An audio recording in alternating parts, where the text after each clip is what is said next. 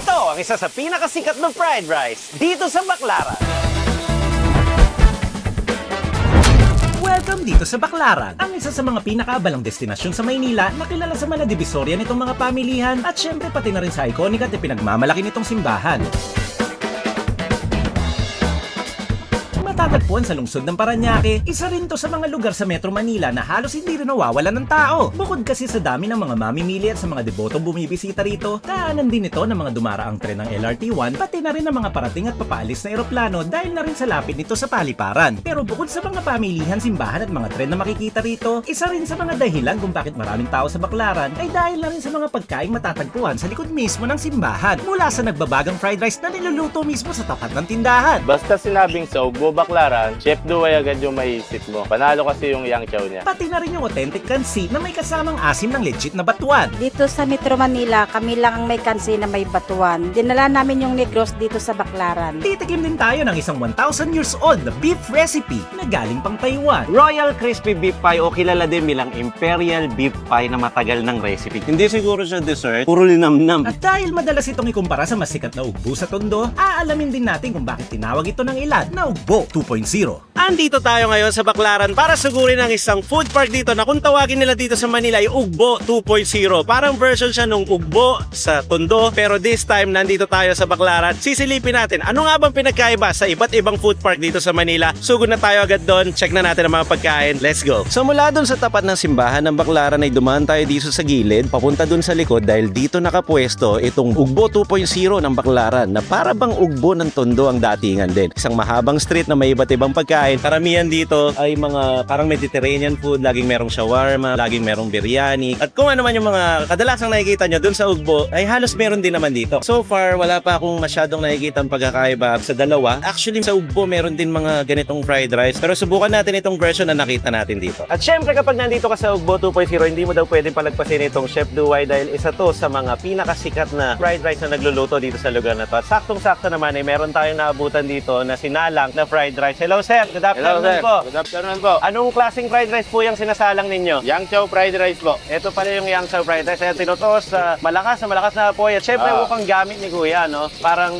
may wok hay talaga. Kailangan nyo pong lakasan yung apoy para makuha nyo po yung smoked flavor. And anong madalas pinapartner po ninyo sa fried rice ninyo? Ang best partner po ng yang chow po namin is fried chicken, tas lechong kawali. Ang proseso po ng pagluluto namin ng manok is nilalaga po muna namin yan sa mga herbs, tas saka po namin piprito sa mainit na mantika. Para po crispy yung labas, juicy po yung loob. Magkano naman po yung fried chicken with yang chow fried rice ninyo? Fried chicken po namin is 135 lang po, may rice na po yan. Saka po lechong kawali 135 and the rest po 130 na lang po. Kailan pa po nag-umpisa itong fried rice na ginagawa ninyo dito? Nagsimula po kami dito 2022. Una pong paninda po namin dyan, mga dimsum lang po. Nung lumakas na po, sinunda na po yan ng fried chicken, yang chow. Sumunod na po doon, lechong kawali. A little background lang po kay Chef, ano? Saan po galing si Chef? Talagang dalubhasa na po yan sa pag-yang chow kasi po sobrang tagal na po niyan sa Chinese restaurant. Naging chef po siya, tapos naging roving chef. At makikita nyo yung shape ng wok na gamit niya, halos talagang nag-iiba na po yung shape niya sa daming beses siyang niluto. Daming luto na po. So, kumbaga talagang nandito na lahat ng flavor na gusto mo. Kapag wok talaga, ganyan siya. Mas maluma siya, mas malasa, no, sir? Opo. Niluluto talaga siya sa malakas na apoy para talagang lumabas yung aroma. At madalas talaga pinapartner yan sa mga prito, kaya the best siya. O-order din po kami ng isang chicken ng toppings, tapos isang lechong kawali ang toppings. Tama. Yan lang po. Maraming salamat, sir. Salamat, sir. Ito na ang unang meal natin dito sa Ugbo ng Baclaran. Nandito tayo ngayon sa likod mismo ng Baclaran Church. Dito tayo sa Parañaque. Welcome, Camps Nation! First time namin dito sa Parañaque. Umorder ako dito, katulad ng nakita nyo kanina, yang chow siya na meron siyang fried chicken na Chinese style. Sa akin naman, merong yang chow din, pero sobrang generous na lechon kawali naman, no? Parang pang 2 packs to eh. Actually, sana nga ganyan talaga siya dahil na camera. Pero feeling ko naman ganito talaga feeling siya. ko din. Kasi meron pa kami isa dito na in-order. Ganun din na lechon. Ganun din naman. At Ayun. generous sobra. Tapos 135. Yes. Tikman natin. Tikman na agad natin. Ako, yung yang chow muna. Okay. Mamaya ko na i-fill yung mga Sige, ulam. sige, yang chow muna. Ito yung fried rice na pwede mong kainin kahit walang ulam. Ang smoky flavor talaga niya. Di dun sa wok. Talagang Fairness. alagang-alaga yung wok mo. In fairness, nagustuhan ko siya. Ito na-amaze ako, nakita nyo nagtapon-tapon. Ibig sabihin, buhag-hag Buhag. siya. Talagang kalat. Naging even yung lasa, naging even yung init dun sa kanin. Kaya siya naging buhag-hag ng ganyan. Ang ganda ng toppings niya, may crunch pa yung mga toppings niya, hindi na over. Ang ganda lang ng texture at feel. Kapag ninunguya mo na siya, sama-sama sila. Tapos yung wok nandun talaga, yung smoky, tsaka yung bits ng mga itlog, ang galing ng pagkakaluto nito. Hindi ko nga Fried rice in-expect kasi kanina, pasensya na, medyo meticulous ako sa itsura so parang hindi siya enticing sa akin. Pero nung natikman ko, iba. In fairness, Fried rice pa lang yan. Fried rice pa pa lang lang. yan. Nag-umpisa pa lang tayo. Oo Fried nga. chicken muna tayo. Fried chicken muna. Ito yung chicken na may pagka-Chinese style. Kumbaga, lasang-lasa mo na pinoach na siya eh. Diba, pinapakulo yan eh. May iba't ibang mga pampalasa. Yun yung nasa laman, nanuot. Tapos yung pagkakaprito niya, crisp. Kumbaga, hindi siyang crispy, pero may crisp siya. Crispy yung Hindi lang, labas, wala namang breading to eh. juicy yung loob. Rekta siyang piniprito. So yung mga gilid niya yung nag-crispy. Para siyang, alam niya yung restaurant style na chicken na Tapos walang tingnan, breading. Check lang natin kung, siyempre dapat lutong-luto to, no? Kasi Oo. ang hirap lutuin ng Thai. Ay, ang ganda. Ay, ng quarter na chicken. Pero kasi, dahil nga napakuluan siya, sigurado, luto na siya. Kumbaga na double na. Saka kung piprituhin man siya, saglit na lang, para lang maging crunchy siya kasi luto na siya inside. Ito naman, actually tinikman ko na eh, hindi pa nakuna ng camera, pero natuwa ako. Yung lambot niya. Tikman mo, malambot na malutong. Para siyang itong kawali na batok. Kasi may taba, may laman, maganda yung distribution. Actually, sa lechon kawali, mas gusto ko yung pisngi or batok kaysa sa belly. Kasi pag belly, may mga belly kasi na puro laman lang eh. Konti lang yung taba, konti umay. lang yung balat. Oo, medyo umay siya. Di ba iba pa din yung kilite kapag merong taba-taba na Sa batok ang water? pinaka-perfect yung ratio eh. Oo. Kasi pag pisngi, usually puro taba eh. Usually, alam mo yung mga nagnenegosyo, di ba? Pag nagnenegosyo ka, parang malulugi ka kasi kung puro paniniempo. Ano yung belly? Mahal kasi. I-mix mo yun ng batok or pisngi. Ang fairness dito dito sa Ugbo sa Baclaran, ang daming tao. Hindi Wednesday ngayon, pero ang daming tao. At alam mo ba kung bakit Baclaran Day ay Wednesday? Ay Wednesday Bakit ay nga ba? Baclaran Day. Actually, hindi ko rin alam. So, syempre, bilang Katoliko, kasi ang unang nobina pala ng Mother Perpetual Health ay nangyari noong 1940s ay Wednesday. Dito So, yun. yun na yung naging nakasanayan date. So, every Wednesday is Baclaran Day. Hindi talaga Baclaran ang tawag dito. Bakladan. Kasi di ba malapit to sa Manila Bay? So, may mga fisherman. Ang tawag dun sa net na may mga bamboo stick na panghuli nila ng isda, Bakladan. At dahil na bago na lang, kasi tayong mga Pinoy, mahilig tayong palitan yung mga letter ng Kalaunan, pangalan. tawagin Naging nila, kalaunan. Baklaran na siya. Nabusog tayo sa impormasyon pero bago tayo lumipat, tikman din natin ito Ay, sisig oo. nila. Kasi Oo, na-curious ganda ako dito eh. Kapag mga sisig na ganito, na-curious din. Kasi ito yung mga kung tawagin nila sisig Manila. Pero napansin ko, wala siyang itlog, wala siyang mayonnaise. Parang sumusunod naman dun sa yung anong Pamantayan. meron sa pamantayan ng Pamantayan mga Pampanga. Kapampangan. So, yun. Cheers. Crispy version. Kung dito, tinap. Piling ko may mayonnaise siya. Meron pa rin. Mayonnaise siya. Yung dulas pagkainan mo, okay naman. Ito talaga yung version dito eh. Tanggapin na natin na ito ang new normal ng sisig, lalong-lalo dito sa Manila. Minsan crispy siya, minsan meron siyang creamy sauce. Ganun talaga ang innovation, ganun talaga ang pagbabago. As the years go on, meron talaga mga bagong darating. Katulad na lang nitong fried chicken, malay natin may mga bago pang darating Pagdating ng panahon. na version. At malay mo, meron pa tayong makitang masarap na pagkain dyan. Dito pa rin sa Baclaran. Kaya kain muna tayo dito, tapos lipat na tayo.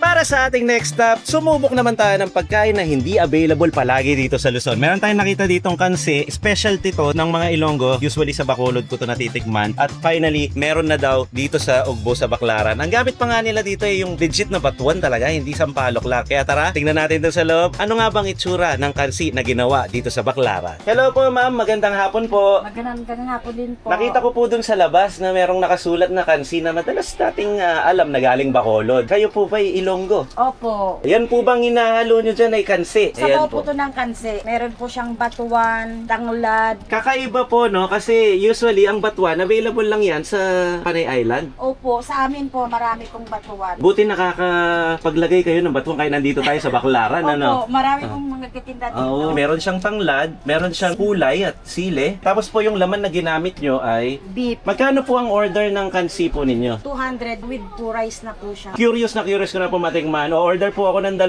order ng kansi at subukan na po namin. Ito na yung order natin, oh, na meat eat. Natagpuan na natin ang game changer ng Ugbo 1.0 versus Ugbo 2.0.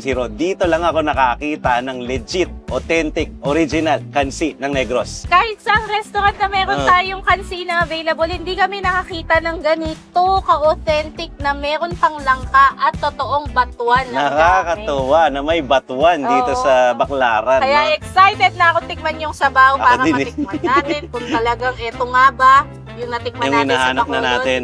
Cheers. Cheers!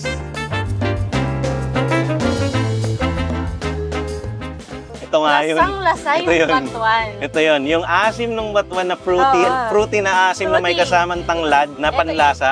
Oo, ito Ito yun. Ito yung hinahanap ko na kahit actually sa Pampanga meron ganito, pero walang batuan. Sa palok yung ginawang alternative Mm. na pampaasim. Pero ito talaga yun. Na-miss ko yung Bacolod. Galing. Kaya nga, oh.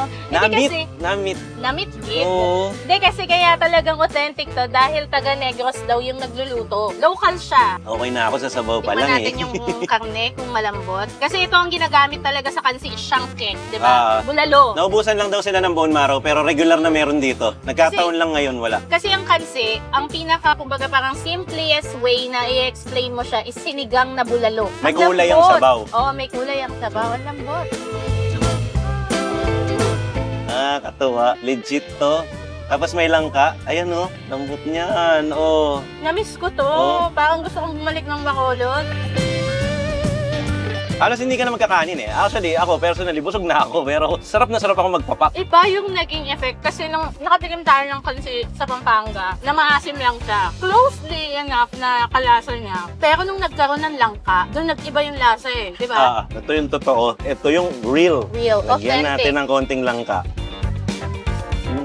Fairness, dito sa Ugbo ng Baclaran, meron pa rin kakaiba. Akala namin kanina, pare-parehas lang. Well, technically kasi, kaya naman sa mga ganitong food park is same lang or pinapattern lang sa mga ibang food park din. Kasi kaya nga pinupuntahan yung food park na yun kasi yun yung kilala nila or common food na pwedeng bilhin. Syempre, dito, business as usual eh. Hindi ka naman magbebenta ng pagkain na hindi kilala eh, di ba? Unless, meron kang ipagmamalaki, kagaya nito, nakakaiba talaga. Ito, na-amaze niya ako eh. Kasi ang mga tinda niya talaga parang mga fried rice lang, ulam lang. Biglang may kansi. Pag sinabi kasi yung food park, asahan mo nandyan yung mga kape, silog, Mga prito-prito. graham mango shake. Mga gana, alam na natin yan eh. May pizza, may mga Very Mediterranean. Ito honest point of view namin to Nung nandito kami, pagkatapos namin kay Chef Duway, ano pa kayang kakaiba na pwede natin ipakita sa mga cabs na nandito rin sa Baclaran. So umikot po kami, kung ano yung mga binanggit ko, yun lang din po ang meron. Buti na lang. Buti na lang nakita natin doon Namiss sa ko kasi ito pinakababa. yung kansi. Dito Share ko pala- lang sa inyo kung gusto nyo makatikim ng totoo, ito yun. Dito kay C&J Food Hub, alam mo ba kung ano ibig sabihin ng C&J? Ay hindi. Tinanong ba? Ah, Sige nga. Chow, tsaka Jumbo. Bembol gang yan eh. Hindi yan C&J eh.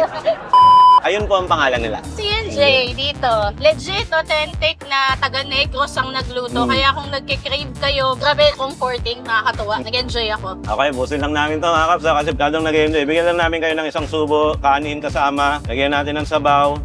Tapos lagyan natin ng patis mansi na may kasamang sili. Kain tayo mga kaps. Tara, on to the Saka next. perfect sa gloomy weather. So dito tayo galing sa C&J Food Hub. Magbayad muna tayo bago tayo pumunta dun sa next destination natin. Hello ate, bayad na po kami. Magkano nga po ulit yon? 200 lang po per order. Eto po, sa inyo na po yung sobra. Gusto ko lang sabihin na napakasarap po ng kansinin niya. Maraming salamat po sa pagpapatikim. Thank you po. On to the next stop. Let's go. Last but not the least mga kaps, hindi pwedeng hindi natin titikman itong isa sa mga kakaiba na nakita natin dito sa Baclaran. Ito yung kung tawagin nila ay Imperial Beef Pie at based sa na-research natin, ito ay 1,200 years ng recipe mula sa Taiwan. At buti na lang meron dito sa Baclaran, 80 pesos daw ang isa, piniprito-prito lang siyang ganyan, tapos maya-maya lang okay na lahat yan, order na tayo, tapos tikman na natin to. Royal Crispy Beef Pie o kilala din bilang Imperial Beef Pie na matagal ng recipe galing Taiwan. Talaga? Oo, sakto. Talaga ba? Hindi ko alam 1,200 years. Oh, hindi na ko recipe. alam kung bagay siyang maging dessert, pero dessert na lang siya para sa akin. Sige, Ah, cheers. Cheers! Pinoy pa naman. Sarayin ko na ha. Grabe oh. Ang daming herbs, ang daming dahon, ang daming karne. Tapos pinirito siya ng ganyan. Ito na yung kinalabasan, umuusok-usok pa. In fairness, fairness, ang sarap niya. Meron siyang parang, ano mo yung binibili natin sa Binondo na parang dahon ng sibuyas ba yun? Anong tawag kasi doon? Kutsay. Yon, kutsay. Lasang Ang kutsay ganda. na lasang celery para sa akin. Yun yata yung mga dahon na nandito. Yun yung una mong malakasan. Hindi siguro siya dessert kasi hindi naman siya lasang matamis. Puro linamnam. Ang Parang lasa mo dito. empanada. Oo. Parang Parang siyang Shanghai. Shanghai, tapos ginawang empanadang bilog, tapos pinalaman sa loob. Oo, di ba? Pag sinabing ugbo baklaran, meron bang ganito? Kaya nga hindi ko inakala kasi kanina nag-ikot na kami siguro hindi lang namin masyadong napansin kasi medyo nasa paloob ba. Pero kapag inisa-isa mo talaga makikita mo may distinction naman bawat stall dito. Hindi naman sila pare-parehas lahat na yun at yun lang yung tinitinda. Total, mukhang huling stop na natin to dito sa Baclaran Ugbo. Ang masasabi ko, may mga kakaiba naman pala. Nung una, nung pagdating namin, pasensya na kayo kung na-judge namin. Kami lang naman yun off-cam. Sabi ko, baka wala namang special. Meron pala. Oo, meron pala. Sinishare lang naman din natin yung thoughts natin. Kasi pagpasok mo, parang pare-parehas lang. Lagi naman kasing ganun eh. May milkshake, may Tsaka kasi, kape, may kung ano-ano. Maliit siya. Mm. Maliit lang Mas siya maliit to. kumpara talaga sa Ugbo tsaka sa Fusion Alley. Mm. Kasi sa Fusion Alley sobrang haba pero dun hindi naman magkakaparehas. Pero dito at least kahit paano, after magsimba sa Baclaran, may great finds, may dinner, may pang merienda, may Kaya pang take masasabi home. to talaga, isa to sa Manila's most underrated na food park. Kasi ang daming viral, ang daming sikat ngayon ng mga food park na parang nakalimutan at lumubugto. Kaya nga namin pinasalan. So most underrated siguro para sa akin yun. Kaya rin yun din siguro nabasa nila sa title. Kasi ako na may na-discover tayong ganito. Thank you Cubs Nation sa laging pagsama sa amin at sa laging pagsuporta kay Cubs Chess na mayroon ng 49,000 subscribers lang naman. Binibilang ko ng binibilang yan. Pero salamat po. Salamat po sa mga Going kapatid. road to 50k na siya. Thank you Cubs Nation. Nakakatuwa na maging newbie ulit sa isang channel, no? Nakakatuwa na na-experience ko ulit yun. Salamat sa Cub Station. Mula noon hanggang ngayon, hindi nagsasawa. Pero anyway, huwag natin pahabain. Ano may sasabihin ka pa? May gusto akong i-share. Gusto kong malaman ng Cubs Nation na 24 hours na kaming nagsushoot dahil kay Cubs Chess. Galing kami dun sa, hindi ko alam kung napalabas na baka hindi pa. Kung mapapalabas man siya, meron kaming shoot na episode before that and 3 a.m. kumakain kami. Siyempre kailangan natin important. Ano, hindi naman pwedeng Parang mas mag-vlog ka ini-effort lang. na yung Cubs Chess ngayon kaysa sa Team Canlas, sabi ni Tito Ze. Hindi naiya ako sa mga Cubs kasi. Pag naglabas ka, detalyado na, Oo. kalidad na. Kasi nagsisimula Kasi tatanda eh. tayo, magbabacktrack tayo, panonoorin natin, bakit ganito yung pinalabas ko noon? Anong pinagagawa ko? Actually, pag binabacktrack ganun. mo nga yung mga old videos, bakit ganito? Bakit ano? Parang medyo awkward pa. Pero Kaya naayos anyway, ko, kinukumpleto ko yung detalye. Para pagdating ng manahon, yung mga anak natin, pag tinanong nila, ay yung tatay ko, ganito yung ginawa, ang galing. Oo. Tsaka we keep on improving. Hindi lang naman every upload ganito. At least kahit pa paano, ma-surprise naman namin kayo at maipahatid ang quality content na hanggat sa kaya namin iabot para sa inyo. Okay, tama na ang drama. At maraming salamat, Cubs Nation, mula dito sa Ugbo ng Baclaran. Ako po, si Cubs. At ako naman si Camera Woman. At ito po ang Team Nas TV na laging magsasabi at magpapaalala sa inyo. Na wag niyong kakalimutan at lagi niyong tatandaan Na sugar support cane. natin ang Support mga local farmers ng King King. In-order namin to kasi nandiyan siya Saka sa pa, tapak. in fairness, Saka healthy to, organic to eh. organic. Okay, at talaga naman, manyaman, Kenny! bayan pisa pa. Bye! Thank you, Alright. Nation. Thank you, Chow Tuloy na natin ang design. Sorry. Chow Puskol, Billy Jumbo, Kyle, and Tito Ze. Happy And, birthday sa'yo. And King Cane, sugar cane juice. Paki-roll naman si King Kane. Ang sarap nung juice nila. Sobra. Salamat po, takpan mo na yan, Thank Tito you. Z. Birthday mo naman, happy birthday! Eh, Cubs pala tayo dito, na-chempuan. Hello sir, shoutout sa iyo. Makita ko lang na pinalikan ko ito kinabukasan ng umaga para makapag-intro man lang nung nakita nyo doon sa first part ng video. At saka, hindi na po kami lutang. Nakatulog na po kami. Kasi kanina 3 a.m. Di ba, Tol? Nakatulog ka ba? Tulog na ako. Hindi na po kami latang. Okay na kami. Gusto ko lang sabihin na salamat sa lahat na nanonood at tumabot dito. Ayan, nakikita nyo, may nagtatrabaho dito. Ayan, oh. Seryoso siya, oh. Nakaporma pa, oh. Tapos yung isa doon nagpapahinga. Ayan, ayan. Yung isa po namin editor, dinidirect po yung dalawa. Ayan, oh. Naririnig nyo ngayon, aeroplano. Ayun, nandito tayo sa Parañaque. Ano ito yung namiss ko sa Iloilo nung pumunta kami. Oh, Yung kansi. fruity flavor ng asin, no? Meron pala dito sa Bakit may nagtitaste test? Alam, Pagkatapos ako ng alam mo, taste test? host na siya, oh. Host na pala to, mga kabs, oh. Bagong host. Sige nga. Paano mag-host, Tol? Meron din siya i-explain, no? Pagka nag-uupira medyo challenging yun. Parang nagbablog tip 101 tayo ng mga Kaya sinabi ko kanina na hindi ako kakain kanin. Kalahati na. Pero mamaya tutulungan pa tayo ni Jumbo. Ayan na rin si Chow, titikman na niya ang ating tansi. On to the next bonus clip kasi takot na po mag-explain ng pagkain ng mga tao dito. Sabihin, laging masarap sila sa akin eh. Yun lang. Hindi kasi pag i-explain mo siya, yung asim kasi niya ginamit ay batuan, fruity na asim, Sige na, may Tay. tanglad, Ikaw mo na. tamang linamnam. Buto-buto. Hindi siya tausi, bye. Hindi rin siya lapo. Chow, anong lasa, Chow? Ano eh, fruity, yung sabaw niya. Hirap, di ba? Sabi ko yun eh. Pero totoo, fruity na asim. Yung best description nito. Sa kulay niya, appetizing na agad kasi yung kulay ng pula na sabaw. Tapos nakikita mo yung mga karne lumulutang. May bonus ka pang langka. Aroma nung langka. Oh, galing, galing. Alright, on to the next bonus clip. Let's go. May nagbigay na naman ng guyabano at passion fruit capses. May nagbigay sa atin ng guyabano tsaka passion fruit. Dahil nasarapan tayo sa ating lemon. Thank you so much, King Kane. Paki-on na lang. Support local farmers. Isa to sa mga napuntahan namin. Kasi ito yung last stop natin na crispy beef pie. Tapos doon sa tapat niya, doon galing yung rule number 2. Ang ibig sabihin doon, yung inumin natin na hindi alcoholic drink. Galing sa King Kane Sugar Cane Juice. Dito pa rin yan sa most underrated food park in Manila. Alright, let's go. Thank you. Thank you. Happy Thank birthday, you. Tito Ze. Happy birthday, Tito Ze. Anong bati na? Ang bati na yon ay galing sa King Kane Sugar Cane Juice. Goodbye, mga Cubs. Good night. Thank you. Peace out. Let's go. Sa susunod na lang, mga kabis. Bonus clip pa pala. Bye-bye.